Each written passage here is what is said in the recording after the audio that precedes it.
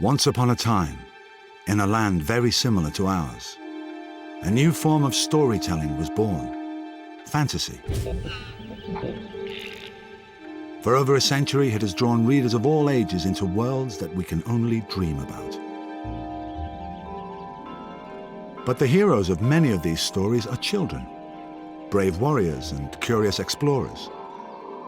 Peter Pan, Alice, and Harry Potter take us on journeys of discovery that explore very adult truths. But what is it that draws writers to the child hero? Why is looking at the world through the eyes of a child so compelling? Ah, that's the great puzzle. This is the story of the fantasy child hero. Are you sitting comfortably? Then we'll begin.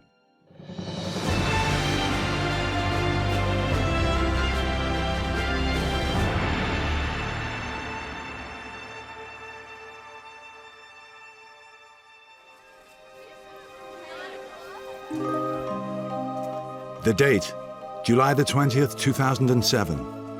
The place, planet Earth. The most monumental event in the history of fantasy was about to happen. I've been building up to this moment for years. It is now T-minus 1.25 hours. I think I'm going to cry. Seriously. I mean, 10 years I've waited for this. At the stroke of midnight GMT, spellbound fans all over the world would discover the final fate of the most famous child hero in the world today, the boy wizard, Harry Potter. It's in the most extraordinary stampede to the bookshops. Nothing like this has ever been seen before in the history of the world. Nor ever will be again, I guess. It's the noise you make when you're having a fangasm. That's when the excitement gets all too much. I'm a multiply fangasmic person right now, thank you. 5, 4, 3, 2,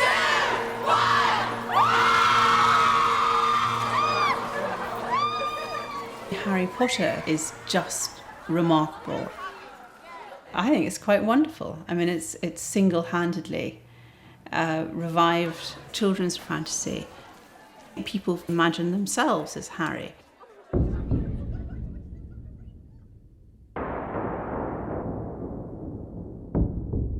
Harry picked up Hedwig's cage, his firebolt, and his rucksack, gave his unnaturally tidy bedroom one last sweeping look, and then made his ungainly way back downstairs to the hall, where he deposited cage, broomstick, and bag near the foot of the stairs. The light was fading rapidly now, the hall full of shadows in the evening light. It felt most strange to stand here in the silence and know that he was about to leave the house for the last time. The very act of reading the Potters when they come out, you are part of a larger group. You're involved in a great social thing now. I mean, it's an extraordinary and individual, I think, phenomenon.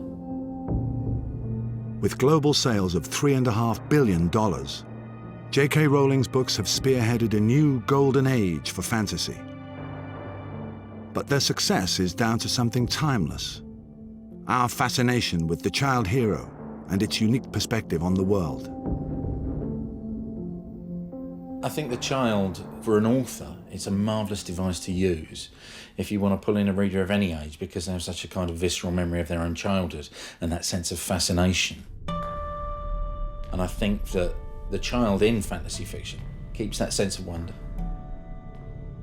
What's really good about those books is you can actually place yourself in the character's shoes. You can just imagine you're there. You've become Harry Potter. That's one of the things about fantasy books. The description and the suspense is just so detailed that you can actually picture yourself there. And it's one of those amazing things in life that authors can do.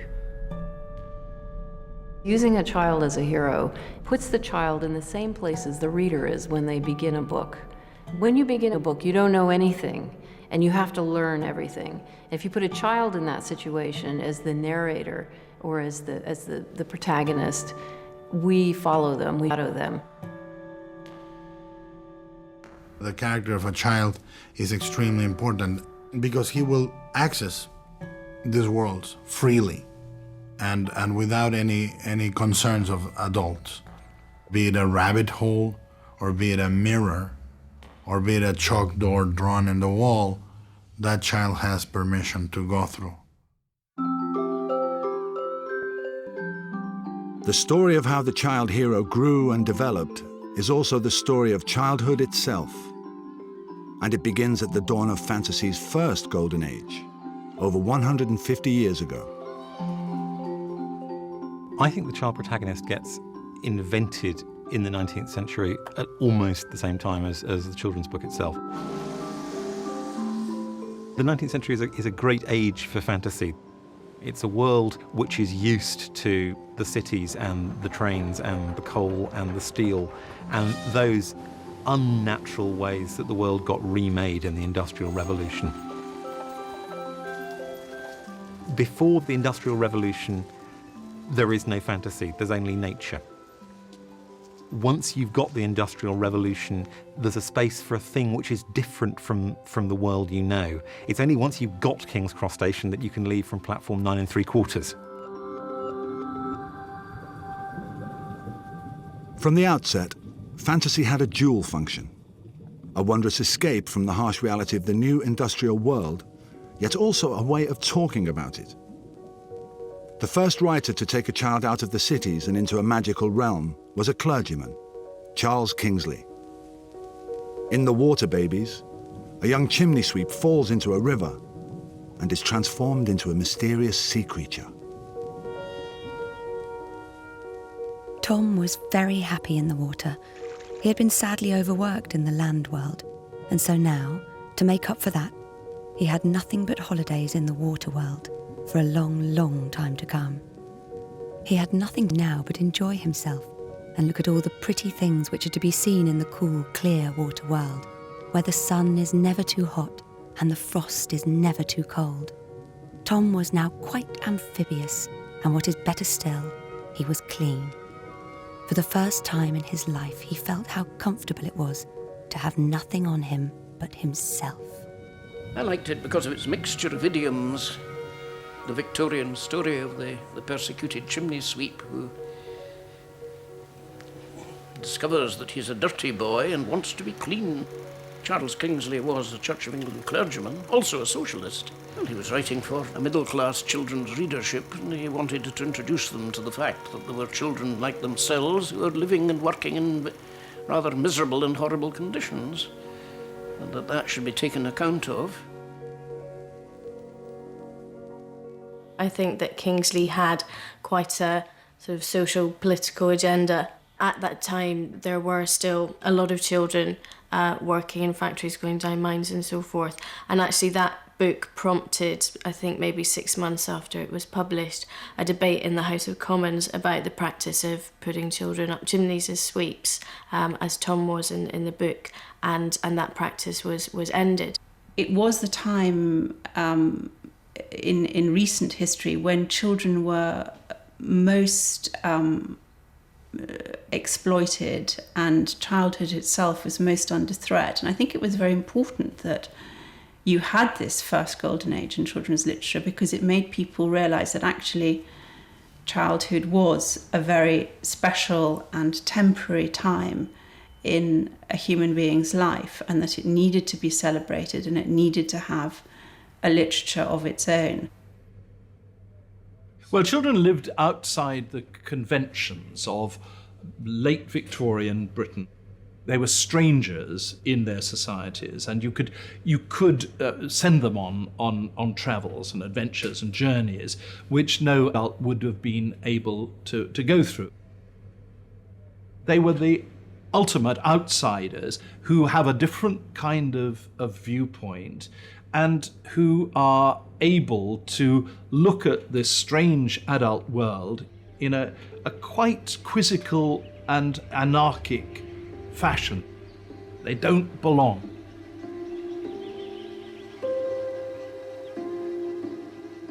It was another clergyman, the Reverend Charles Dodgson, better known as Lewis Carroll, who captured the child's eye bafflement at the grown-up world around it.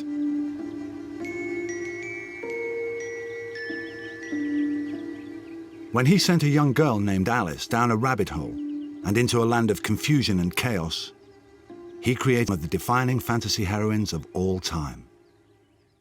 What a curious feeling, said Alice. I must be shutting up like a telescope. And so it was indeed. She was now only 10 inches high, and her face brightened up at the thought that she was now the right size for going through the little door into that lovely garden. First, however, she waited for a few minutes to see if she was going to shrink any further. She felt a little nervous about this. For it might end, you know, said Alice to herself, in my going out altogether, like a candle. The Alice books are extraordinary works of great imagination, great wit, great storytelling. And at the heart of them, there's this stubborn little girl, Alice, and she's utterly real. To have a child as your focal character, a female child as well, a young girl being, at the centre of this whirlwind of fantasy and invention, I suppose was quite a radical thing for Carroll to do. Here was this quite willful little kid suddenly going into this world that was completely outside of normal. I think Carroll's get-out clause was he went into Wonderland, and I think Wonderland is all bets were off. Dear, dear, how queer everything is today. When yesterday things went on just as usual. I wonder if I've been changed in the night. Let me think. Was I the same when I got up this morning? I almost think I can remember feeling a little different. But if I'm not the same, the next question is, who in the world am I? Oh, that's the great puzzle. I think it's very difficult to imagine what it would have been like to read Alice if you'd never read anything like that before. I suppose it was comparable to seeing surrealist art for the first time in the 20th century. Something erupts out of dream, out of the unconscious, something much more unpredictable than anybody was used to finding in storytelling till then. You go down a rabbit hole or through a magic door, and you find these people who strike you as grotesque. Grotesquely different from the ones you know, but also recognisable, because you gradually do discover that the best children's fantasy worlds are really caricatures of the grown-up world. A duchess who believes that babies who scream and cry should be beaten, and therefore their children turn into pigs. That happens in the real world too, you know. I spit to my boy and beat him when he's pleased, for he can suddenly enjoy the temper when he pleases. Because he knows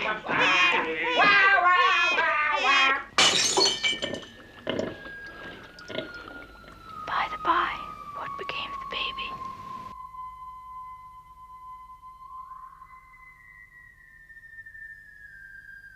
I saw that she had entered a world infinitely more complicated and dangerous than I could understand. And because it was a fairy tale, I trusted it to get her out of it again. Otherwise, it would have been terrifying.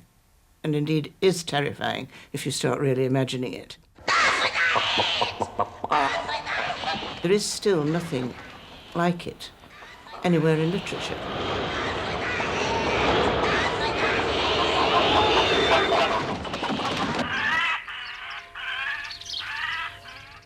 One of the things that does distinguish Alice from a lot of the kind of children's fantasies of the time is that its joy is very amoral. Perhaps ironically for something written by a clergyman, these are not moral books. There's no lesson to be learnt from them, unless it's lessons in mathematical logic, but most of the children weren't interested in that. They really are about revelling in the dreamlike. Though Carroll put Alice at the heart of a dark and scary world, his stories were not about reveling in the grotesque and the ugly, but the beautiful and the innocent. He did see childhood innocence as something actually quite precious. And the books were a way of almost setting that innocence in stone. Childhood was seen very differently, I think, in those days, as a sort of time of innocence. It's a very sort of Rousseau idea, isn't it? You know, children are born, they're a blank page, they're innocent. I don't think we think that anymore. Reverend Dodgson was photographing young girls. Nowadays, we would think that was a bit pervy, whereas at the time he was doing that to prove what a sort of clear and innocent person he was. You know, he was sort of being respectful to the innocence of childhood and all of that. His idea of childhood, I think, is very significant and I think very sort of accurately portrays the mood of the times in that he really fetishised the childhood experience as this wonderful innocent time which adults longed to return to but could never quite manage to. And it's sort of something that's reflected in a lot of the work of the Romantic poets who were writing around that time as well. There was a time when meadow, grove and stream, the earth and every common sight, to me did seem apparelled in celestial light, the glory and the freshness of a dream.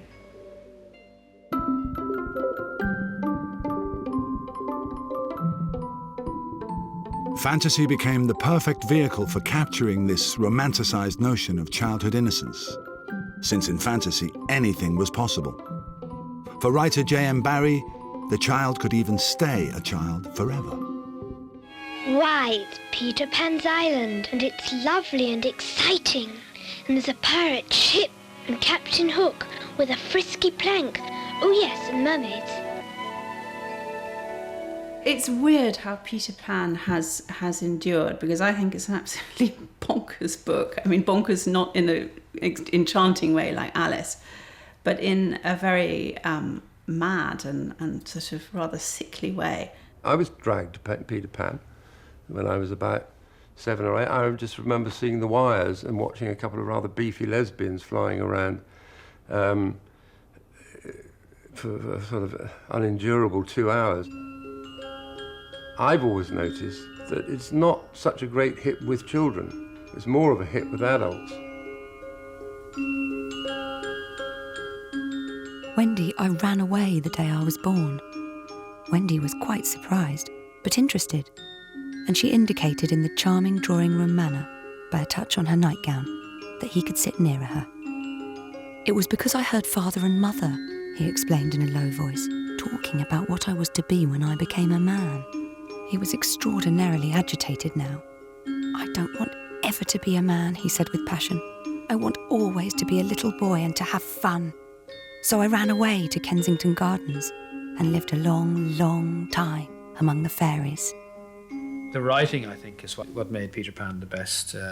One of my favourite books, the beauty of the writing. It's fantastic. You know, when the writer really nails the time and he nails the moments and what it's like to be a kid. It's hard to nail that, what it's like to be a child and how a child thinks and feels. But Barrie really did that. He was a genius at that. Barrie was, I think, a great artist.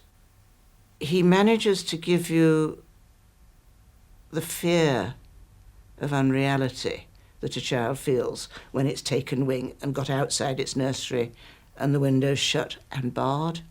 The bars are brilliant that keep Peter Pan out, and Barrie does know that it's sort of tragic to be completely shut outside the nursery window.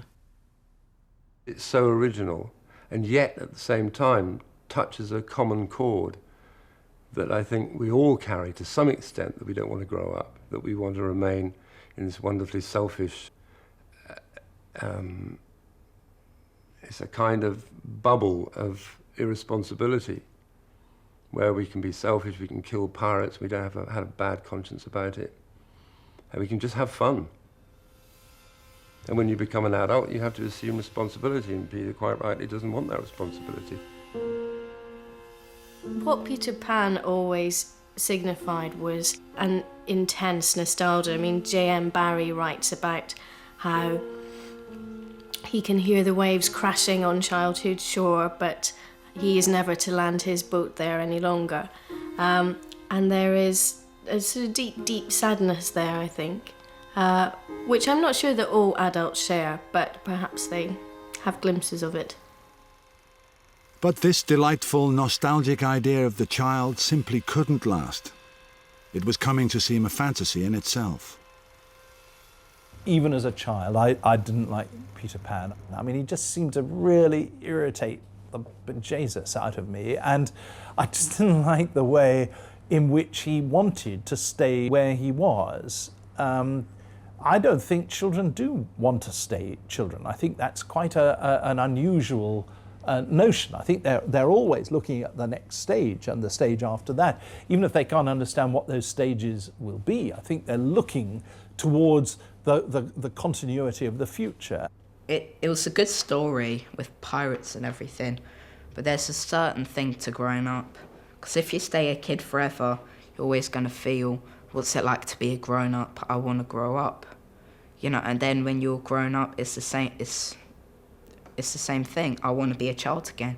So either way, you can't really win.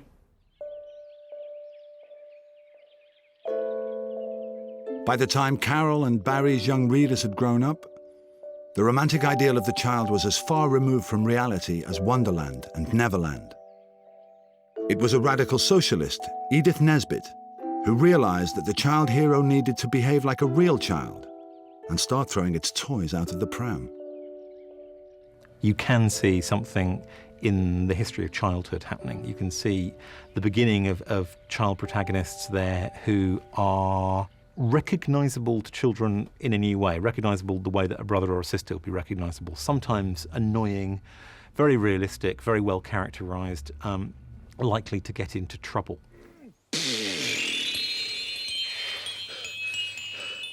In her classic story, 5 Children and It, Nesbit showed what might happen if a sand fairy granted anything a child could wish for. A warning. There was a prince of Nineveh I heard of once. He wished for wings and got them, but he forgot they'd turn into stone at sunset. And when they did, he fell smack onto one of the winged lions on his father's palace. Not a pretty story. But ours won't turn to stone, will they? They will vanish. And that'd mean a pretty hefty thump. Precisely. Good day.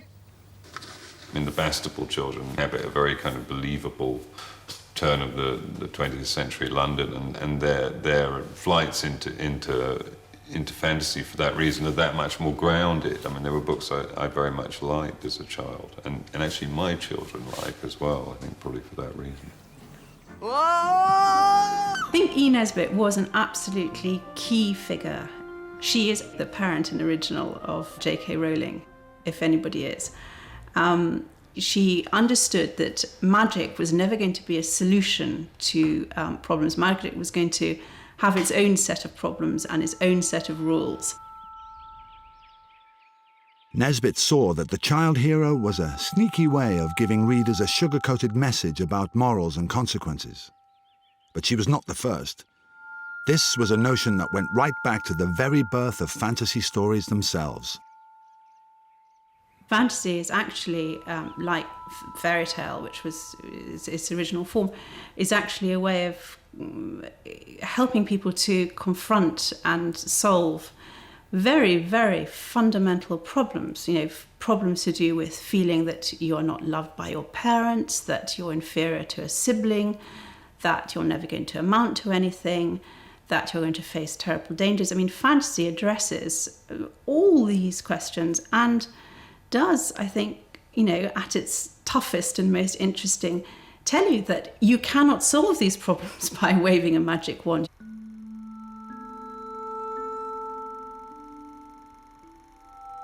Take it back to the fairy tales, to Little Red Riding Hood. She is innocent in that she doesn't know about the perils of the wood. She's warned, don't step off the path, and so on. She ends up being eaten, but father comes along and saves her. So she ends up wiser. She knows more at the end of the story than she did at the beginning. That's the stage from innocence to experience. So going back even further than Alice, we can see this as being one of the things that children do in stories. They learn, they get they get experience. But if fantasy was a means of teaching children about the dangers of the big bad world, the harsh reality of that world was about to send the child hero into a period of arrested development. The great books of that time are all children's stories. Carroll, Peter Pan, Edith Nesbit. There was a whole nation of people that wanted to prolong their childhood long into their adulthood. And I think this childhood of the British was brought to an end by the First World War. First War really puts paid to certain flights of fancy in all kinds of ways. It's just not on when you know, Daddy's sitting downstairs with half his face blown off and post-traumatic stress disorder. There was no certainty, really, and you need certainty for fantasy.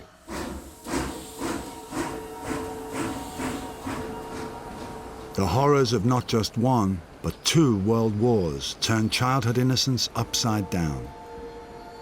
Thousands of real children were sent on adventures they hadn't wished for, evacuated from their homes and taken from their parents. 4 of these were sent to live with an Oxford academic and writer, C.S. Lewis. He started to tell them comforting bedtime stories, and out of this came the epic saga that would resurrect the child hero, the Chronicles of Narnia. Once there were 4 children whose names were Peter, Susan, Edmund and Lucy. This story is about something that happened to them when they were sent away from London during the war because of the air raids. It's based in World War II. They're evacuated and they go to this place in the countryside where there's a professor who's got all kinds of very interesting old and mystical objects. And one day, Lucy had a fallout with her sisters and they were hide and seek. She went into this wardrobe, and what happened was she found a whole new world. Lucy felt a little frightened, but she felt very inquisitive and excited as well. She looked back over her shoulder, and there, between the dark tree trunks, she could still see the open doorway of the wardrobe and even catch a glimpse of the empty room from which she had set out. She had, of course, left the door open, for she knew that it is a very silly thing to shut oneself into a wardrobe. It seemed to be still daylight there. I can always get back if anything goes wrong, thought Lucy. She began to walk forward, crunch, crunch over the snow, and through the wood towards the other light. I loved The Lion, the Witch and the Wardrobe. The idea of these children going through the horrors of the war and then escaping into this other world. I mean, it's a classic kind of fantasy scenario. I think they're magnificent legends and fantastic stories. They had a huge effect on me when I was young. When Lewis's children went through the wardrobe into Narnia, their adventures amongst fauns, beavers and evil queens were more than escapism. He used his characters as figureheads to teach young readers some serious lessons in life. The children in the Narnia books are not very developed characters. They bicker like Edith Nesbit children. They use slang that was dated even in the 1950s. But that doesn't matter because you're getting something else from them, which is kind of a set of sort of compelling moral problems. The thing I remember about reading the Narnia books is worrying about Edmund and his betrayal. Son of Adam, I should so much like to see your brother and sisters. You must bring them to me. All right, I'll try. Because if you brought them to me, I should give you more Turkish delight. Oh, give it to me now. But I can't. The magic will work only once. It would be another matter if you were in my house. My magic house. I want to go there now. I want more Turkish delight. Edmund behaves very badly and naughtily, eats a load of Turkish Delight, gets hooked on Turkish Delight, becomes a drug addict, gets in with the Snow Queen, is very evil and naughty, and has to be sort of retrieved from the powers of evil. The purpose of reading is to escape into a fantasy area where you will, through your identification with the heroes, come away with something, to gain some sort of wisdom or knowledge. In the 1930s, Lewis had converted to Christianity. As they went through this battle between the forces of the wicked witch and the wise lion king Aslan, Lewis's children weren't just heroes. They were apostles. The voice of C.S. Lewis is such a lovely, wise, kindly old uncle voice. It's immensely seductive, which of course was partly, I think, what he intended as a Christian proselytizer. He did want to convert people to his rather peculiar idea of Christianity. The combination he manages to achieve of menace and coziness is quite extraordinary. And so I was very sort of sucked in by them. Once you start to see the rather to my mind, rather unpleasant form of bullying Anglicanism which is informing them, they leave rather a bad taste in the mouth. He is a Christian propagandist. That is his motivation for writing them. And what he wants to do is to introduce an increasingly sceptical young audience to what he views as the truth about everything. And of course he smuggles in his Christian allegory in a Trojan horse of magic. The stone table was broken into 2 pieces by a great crack down it from end to end, and there was no Aslan. "Oh, oh, oh," cried the 2 girls, rushing back to the table. "Oh, it's too bad," sobbed Lucy. "They might have left the body alone." "Who's done it?" cried Susan. "What does it mean? Is it more magic?" "Yes," said a great voice behind their backs. "It is more magic." They turned around. There, shining in the sunrise, larger than they had seen him before, shaking his mane, for it had apparently grown again, stood Aslan himself. It was not a good bit of news to me to find out. But of course, the Lion, the Witch and the Wardrobe, you know, the Lion, he's Christ, you know. And then when someone tells you that, it just ruins your childhood for you. It's like, I don't want to be fed a kind of second-hand version of the New Testament in fictional form. Lewis is interesting because he has a proper agenda. And I think the books are better for the agenda. They're better because they're Christian allegories. It makes them, if they weren't Christian allegories, they'd be pretty crap. Over the course of the Narnia books, Lewis rewrote classic tales from the Gospels. By the 7th and final volume in the series, The Last Battle, he had progressed to the end of the world and the Last Judgment. Narnia was the kingdom of heaven. Its children would be saved, except for one. Whatever he was writing about in those novels, it wasn't Christianity, it was something else. The principle of high-minded exclusion, shutting out from salvation those who fall a little bit short, like poor Susan at the end of the story, who, because she's interested in lipstick and invitations and nylons, in other words, she's a perfectly normal girl going through adolescence, because of that, and that alone, she's shut out from salvation. She's to be eternally condemned. That's a brutal and a very cruel conclusion. And I don't recognize the Jesus of the Gospels in that. I loathe the Narnia books. I loathe C.S. Lewis. I hate him as a warper of child's minds. He is the only writer that will really get me going.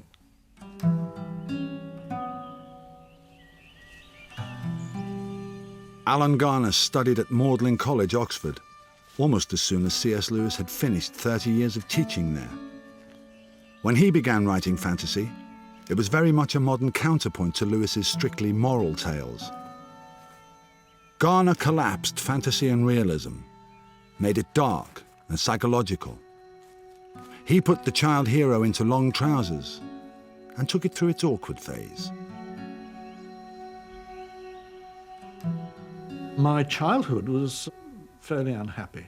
I was ill in bed, and I was paralysed for a long period of time. The ceiling of the room actually saved my sanity. It was quite an old house, and it was a sloping ceiling, rough plaster, and I would make pictures in the plaster, and then it became landscapes. And then, without knowing until I was an adult what it was and that other children couldn't do it, I had out-of-the-body experiences, which were totally self-induced. So I would enter into the landscape. I realised I had to be a writer for whatever reason, whatever psychological reason. And I thought, well, I'm going to write from my experience, and my experience, by that time, I'd realised, was fairly weird. Colin and Susan moved forward, longing to run, but held by the crow's eye. And as they reached the centre of the dell, the bird gave a loud, sharp croak. Immediately, a cry answered from among the rocks, and out of the shadows on either side of the children rose a score of outlandish figures. For a second, the children were rooted, but only for a second. Instinct took control of their wits. They raced back along the dell and flung themselves through the gap in beechwood. Fingers clawed and ropes hissed like snakes.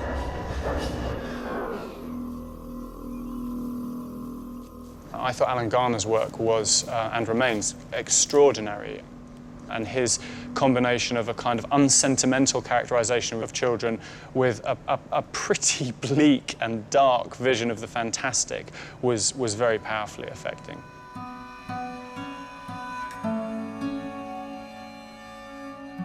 In The Weird Stone of Brisingamen, Garner had put two young children at the heart of an ancient, sinister, mythical tale.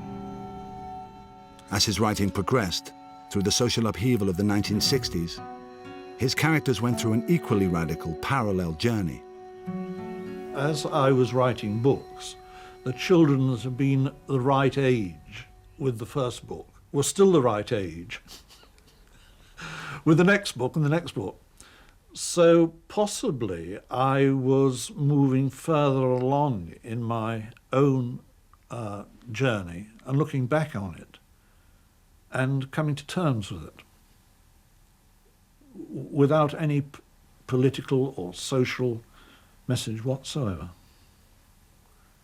But in the Owl service, there we have adolescence. And the ceremony of innocence is drowned. Written in 1967, and later adapted by Garner himself into one of the weirdest children's television programs ever made. The Owl service was based on the ancient Welsh myth of Blodwyn, a cursed woman transformed into an owl. It wasn't so much a reinvention of the young fantasy hero as the creation of the fantasy victim. Gwyn has discovered a dinner service hidden in the roof of the house. Alison has traced the floral pattern on the plates and rearranged it to make paper owls. She grows obsessed by the need to make them. I mean, the children are more realistic. They're even kind of virtually lower middle class, for Christ's sake. What's going on there? I mean, you know, some of them might live in rented accommodation. Sort of I don't know what Mrs. Thatcher would say about that. And, you know, correspondingly, the alternate realities with which they engage, they appear by chance, they're sudden, they erupt into the conventional world, and it's all to the better. She's coming. She won't be long now. I think what made the Owl service so remarkable was two things. One was the extraordinary writing, the description of what it felt like to be in that Welsh valley and to feel that curse working away at you, pushing you to behave in a way that perhaps you wouldn't do naturally. You shouldn't have done that. You shouldn't have done that. That moment when you see the girl in the story transfer the design of owls from the plates, and it vanishes, and then the bit of plaster breaks off the wall and you see eyes staring at you. I mean, that still just makes shivers go down your back.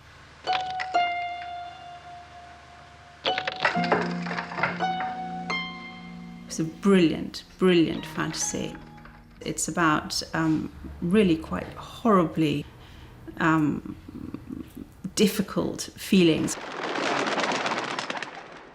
And I suspect that, yes, that it was not just that Alan Garner himself was trying to push his own writing on. I think it was something that was very much in the air, this awareness that childhood as a period of innocence, was almost an artificial construct. Children were not as innocent for as long as people like to remember.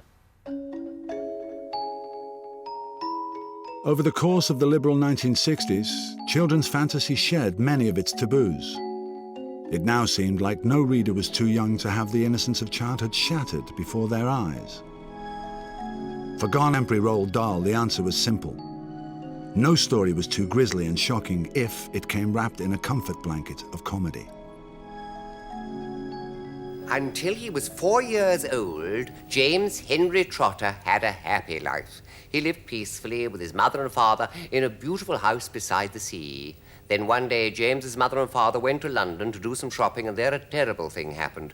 Both of them got eaten up, in full daylight, mind you, and on a crowded street, by an enormous, angry rhinoceros, which had escaped from London Zoo.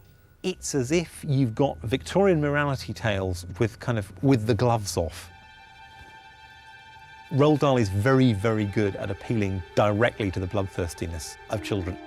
There has always had to be a place for horror and threat and danger, since horror, threat and danger are aspects of the world that they are learning to cope with. The big bad wolf is permanent. This time Sophie really did scream, but only for a second, because very quickly the huge hand clamped down over her blanket and the scream was smothered by the bedclothes.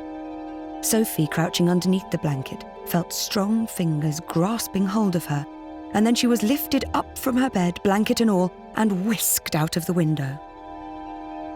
If you can think of anything more terrifying than that happening to you in the middle of the night, then let's hear about it. No matter how young you are, you'll have experienced some pain, some loss. Somebody who makes entertainment, interesting entertainment by showing it happening in a magically different world also, is doing an important public service. Childhood is absolutely fraught with terror.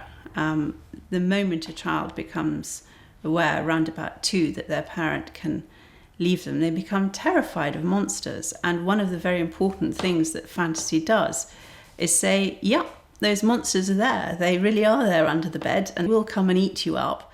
But you can fight them. You can do something about it. You don't just have to hide under the bedclothes and quake. Children are much less alarmed by horrible things happening in fantasy films or on television than they are by horrible things happening in realistic settings. So if you see, 10,000 aliens being blasted into little quivering bits by a ray gun on the planet Zargon, great, fantastic, bring me more. But if you see a family like yourselves, like your own family, and a mother and father like your family, yours, and the father suddenly turns and stabs the mother or smacks the child across the side of the head so they fall over, that's horrible, that's really frightening, because it's close to home. So the more realistic, the more frightening things are when they have things like that when they occur.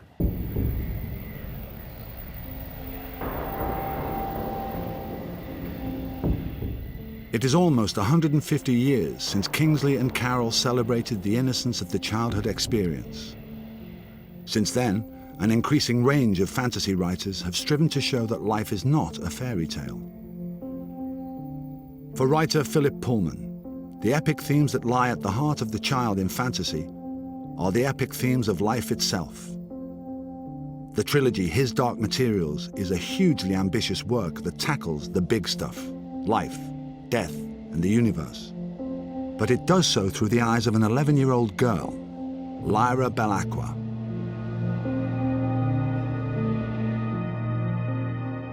I read about a child because she was the thing that had to be written about. If I realised I got a story that was quite a good story, and I also realised that I was telling a story that had been told many times before in Paradise Lost, and in Milton's Source, in the 3rd chapter of the book of Genesis, and in Blake's lyrics, the songs of innocence and of experience. It's about this business of growing up, which we've all done. Either we've done it, or we're going to do it, or we're in the middle of doing it. So it's a universal human thing. So Lyra's life had been until when she decided to hide in the retiring room and first heard about dust. And of course the librarian was wrong in saying to the master that she wouldn't have been interested. She would have listened eagerly now to anyone who could tell her about dust. She was to hear a great deal more about it in months to come, and eventually she would know more about dust than anyone in the world. I think Lyra is the typical modern children's hero. Lyra is very strongly in the tradition of which Alice is probably the progenitor and the high point, which is the kind of pragmatic, spunky, cool, young girl who sort of muddles through. Lyra is distinct enough and herself enough to carry it beautifully. Lyra certainly is quite appealing from the get-go. You're in no doubt about the nature of her character. It's at the top of the first book. She's already sneaking around behind people's backs. It gives it a bit more of an edge, a girl doing that. If a boy had been, sneaking around behind people's backs, you'd go, oh, that boy. But a girl doing it, it kind of amps up the drama a little. I think it does. There's something slightly more edgy about it. But Lyra is not alone on her adventure.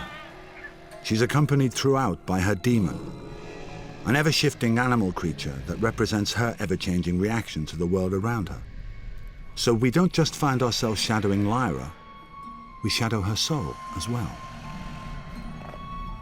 I love the concept of the demon. It's a wonderful shortcut to painting a person's personality. When you meet somebody and he's got a crow as a demon, you absolutely know what he's like. Or somebody, Mrs. Coulter, who has this incredible yellow monkey.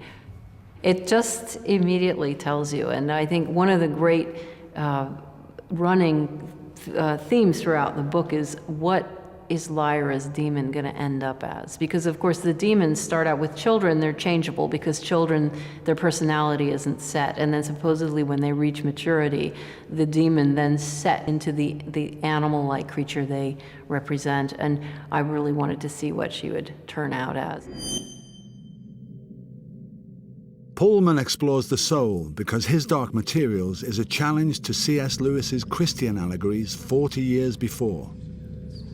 As Lyra travels from an imaginary Oxford college across Arctic tundras and remarkable worlds, she's constantly forced to question authority, religion, and church, and what lies behind a magical force called dust. Dust is something that functions in the story, the sort of religious power in the world of that Lyra lives in. It's a sort of physical analogue of original sin. And they've noticed, the scientists in that world, they've noticed that adults attract a lot more dust than children do. And obviously it's because children are innocent, of course. And then comes adolescence, and we all go in for sex and sin and so forth, and we become sinful. So obviously dust and original sin are one and the same thing, or at least very closely linked. So the adults are very afraid of dust, at least the adults whom we gradually come to see are the enemy. Lyra's enemy. And at the end of the book, Lyra, who's been told this all the way through, dust is bad, dust is wicked, dust is evil, has a great sort of moral reversal. And this is one of the stages in her growing up.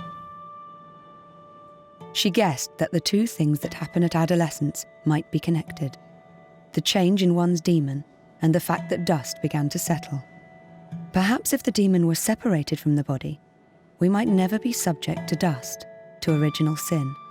The question was whether it was possible to separate demon and body without killing the person.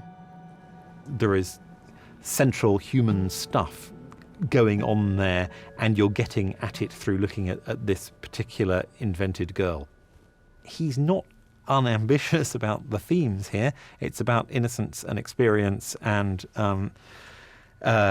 authority and truth and joy and God and sin and all of that stuff. It's not like he's not trying to touch the largest and most universal levers he can reach. But the means of doing it is through a recognisable human story. One of the things that makes the Dark Materials book so technically impressive is that it successfully scales up from a story about one person hiding behind the sideboard to a story about the fate of worlds without you ceasing to believe in the person who's hiding behind the sideboard.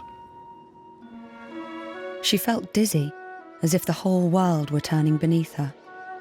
If dust were a good thing, if it were to be sought and welcomed and cherished, we could look for it too, Pan, she said. That was what he wanted to hear. We could get to it before he does, he went on, and the enormousness of the task silenced them. Lyra looked up at the blazing sky. She was aware of how small they were, she and her demon, in comparison with the majesty and vastness of the universe, and of how little they knew in comparison with the profound mysteries above them. Well, I hope that in its fundamental essence, this is a realistic story. But then I would say that Paradise Lost is a realistic story, as is the book of Genesis, for all that it contains imaginary characters such as God. These are stories of realism, psychological realism. And just as God in Genesis chapter 3 and just as Satan in Paradise Lost are imaginary characters that help Milton or the Genesis writer to say something that's truthful and important about human beings, so Lyra and her demons and the dust and so on are things that help me say something that I thought was true and felt was important about human beings. Growing up, passing out of childhood and taking the first steps towards adulthood. His Dark Materials is a very moral trilogy. And I think that's the strength of those books, is that underpinning morality.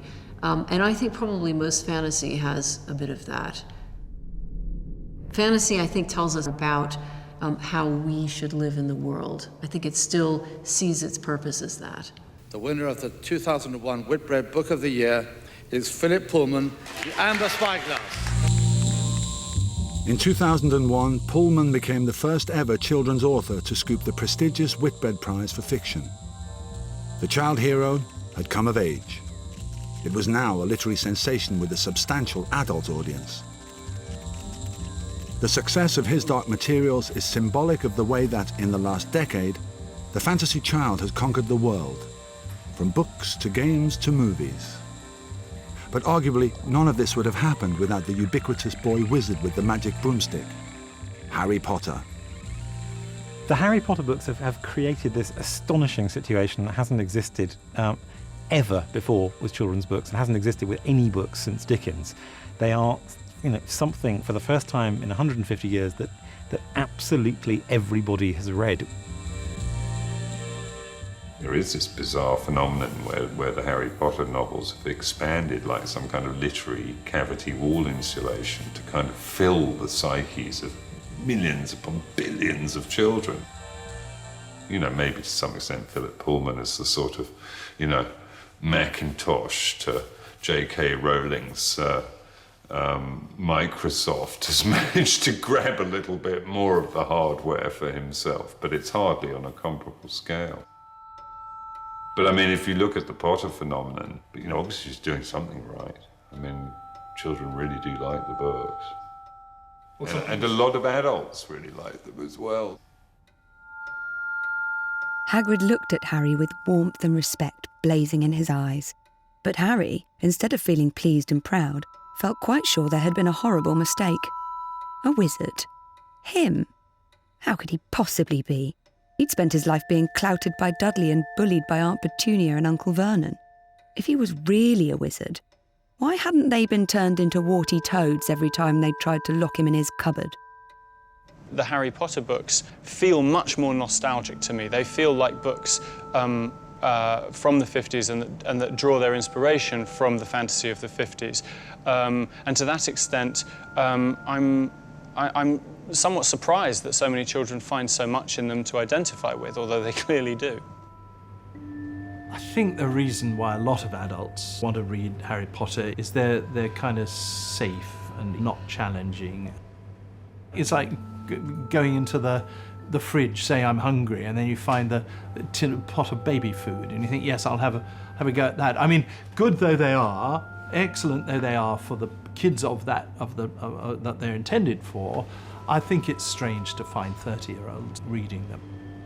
It's all sort of nice and comfortable and everything that literature really shouldn't be.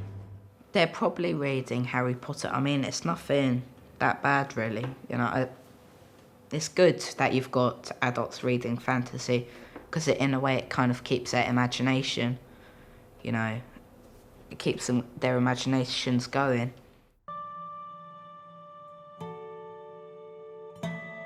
At its heart, the fantasy child's story has always been a grown-up story. Life's inescapable journey from joyful innocence to adult wisdom. From Alice to Potter, the child hero in fantasy can never be defeated. It survives against all odds because it touches an emotional nerve. It acts as a mirror into every child's future and every grown-up's past. Storytelling is always about change. And the one change that we all share is that we were children once and we grew up. And that's why I think that it's universal, is because it's something that we all had to go through. And it was a painful period. You could say all fiction is about that journey from a kind of innocence to a kind of experience. It's more vivid and more acute for a child, perhaps because, you know, of the limited nature of childhood itself. All fantasy that's got a child as a hero has a great sadness at its heart that I think is also what makes it so rich and so poignant. The thing is with fantasy is it is timeless. That's the thing about it. And the thing is, to a certain extent, childhood is as well.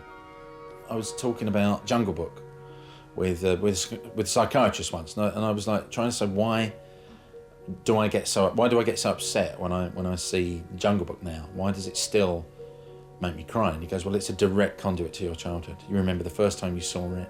You remember how you felt that first time. And also, it's about loss. It's about that loss of childhood. And I think that part of the appeal of the children's character in fantasy fiction is that sense of one's own lost childhood. It's the inner child. Children yet the tale to hear, eager eye and willing ear, lovingly shall nestle near. In a wonderland they lie, dreaming as the days go by, dreaming as the summers die. Ever drifting down the stream, lingering in the golden gleam. Life, what is it but a dream?